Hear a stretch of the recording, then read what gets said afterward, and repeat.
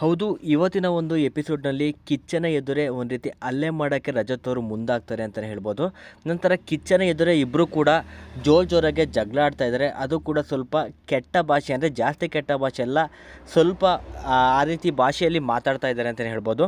ಕಿಚ್ಚನ ಕೋಪಕ್ಕೆ ಇವರಿಬ್ಬರು ಬಲಿಯಾಗಿದ್ದಾರೆ. ಏನೆಲ್ಲ ಅಪ್ಡೇಟ್ ಇದೆ, ಯಾಕೆ ಜಗಳ ಆಡಿದ್ರು, ನಂತರ ಅಭಿಮಾನಿ ಕಡೆಯಿಂದ ಬಂದಿರುವಂಥ ಕ್ವಶನ್ಗಳೇನು ಎಲ್ಲನೂ ಕೂಡ ಸಂಪೂರ್ಣವಾಗಿ ತಿಳಿಸ್ಕೊಡ್ತೀನಿ. ನಮ್ಮ ಚಾನಲ್ಗೆ ಹೊಸಬರಾಗಿರೋ ಲೈಕು, ಸಬ್ಸ್ಕ್ರೈಬು, ಬೆಲ್ ಐಕನ್ ಕೂಡ ಕ್ಲಿಕ್ ಮಾಡ್ಕೊಳ್ಳಿ.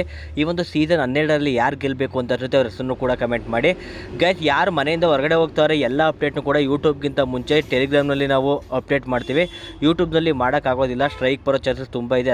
ಅದಕ್ಕೋಸ್ಕರ ಟೆಲಿಗ್ರಾಮ್ಗೆ ಜಾಯ್ನ್ ಆಗಿ, ಲಿಂಕು ಡಿಸ್ಕ್ರಿಪ್ಷನಲ್ಲಿದೆ. ಹೌದು ಗೈಸ್, ಕಿಚ್ಚರ್ ಅವ್ರು ಬಂದು ಮನೆ ಮಂದಿ ಎಲ್ಲರನ್ನೂ ಕೂಡ ವಿಚಾರಿಸ್ಕೊಂಡು, ನಂತರ ಸ್ಪಂದನ ಅವರ ಕಾಲನ್ನು ಕೂಡ ವಿಚಾರಿಸ್ಕೊಂಡು ಅವ್ರಿಗೆ ಒಂದು ಟಾಸ್ಕ್ನ ಕೊಡ್ತಾ ಇದ್ದಾರೆ. ಅಭಿಮಾನಿ ಕಡೆಯಿಂದ ಒಂದಿಷ್ಟು ನಿಮಗೆ ಕ್ವಶನ್ಗಳು ಬಂದಿದ್ದಾವೆ. ಆ ಒಂದು ಕ್ವಶನ್ಗಳನ್ನ ನೀವೇ ತೊಗೊಂಡು ಓದಿ ಅಂತ ಹೇಳ್ತಾ ಇದ್ದಾರೆ. ಸೊ ಅದರ ಮೇಲೆ ಅವರವರ ಹೆಸರುಗಳನ್ನು ಕೂಡ ಬರೆದಿದ್ದಾರೆ. ನಂತರ ಧ್ರುವಂತ್ ಅವರು ಓದ್ತಾ ಇದ್ದಾರೆ. ಧ್ರುವಂತ್ ಅವ್ರಿಗೆ ಬಂದಿರುವಂಥ ಕ್ವಶನ್: ಯಾಕೆ ನೀವು ಯಾವಾಗಲೂ ಮನೆಯಿಂದ ಹೊರಗಡೆ ಹೋಗ್ತೀನಿ ಅಂತ ಹೇಳ್ತಾ ಇದ್ದೀರಾ? ಹೊರಗಡೆ ಹೋಗುವಂಥದ್ದು ಏನಾಗಿದೆ ಅಂತ ಆ ಒಂದು ಪತ್ರದಲ್ಲಿ ಬರೆದಿದ್ದಾರೆ ಅಂತಲೇ ಹೇಳ್ಬೋದು.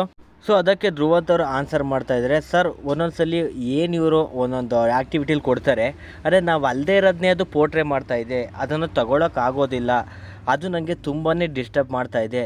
ಸೊ ಇವರು ಕೊಡೋವಂಥ ವಿಚಾರಗಳು ನಾನು ಅಲ್ಲದೇ ಇದ್ದರೂ ಕೂಡ ಇವನು ಅದೇ ಅಂತ ಮೆನ್ಷನ್ ಮಾಡೋ ರೀತಿ ಕಾಣಿಸ್ತಾ ಇದೆ.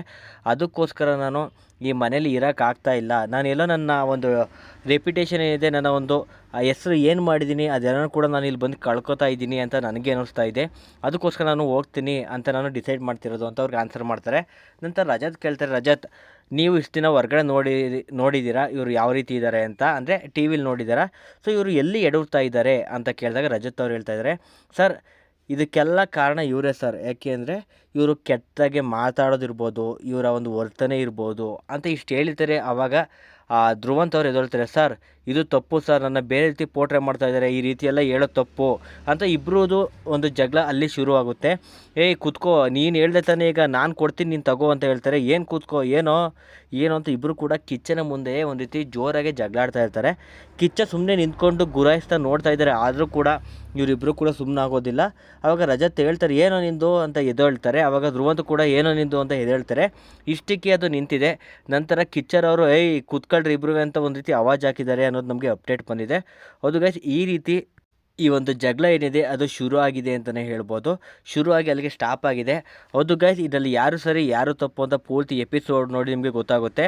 ಯಾರು ಮನೆಗೆ ಹೋಗಿದ್ದಾರೆ, ಏನೆಲ್ಲ ಆಗ್ತಿದೆ ಅಂತ ನಾನು ಟೆಲಿಗ್ರಾಮ್ನಲ್ಲಿ ಆಲ್ರೆಡಿ ಅಪ್ಡೇಟ್ ಮಾಡಿದ್ದೀನಿ. ಸೊ ಈ ಕೂಡ ಟೆಲಿಗ್ರಾಮ್ಗೆ ಜಾಯ್ನ್ ಆಗಿ, ಲಿಂಕು ಡಿಸ್ಕ್ರಿಪ್ಷನ್ಲಿದೆ. ನೆಕ್ಸ್ಟ್ ವೀಡಿಯೋದಲ್ಲಿ ಸಿಗೋಣ. ಓಕೆ ಫ್ರೆಂಡ್ಸ್, ಬಾಯ್.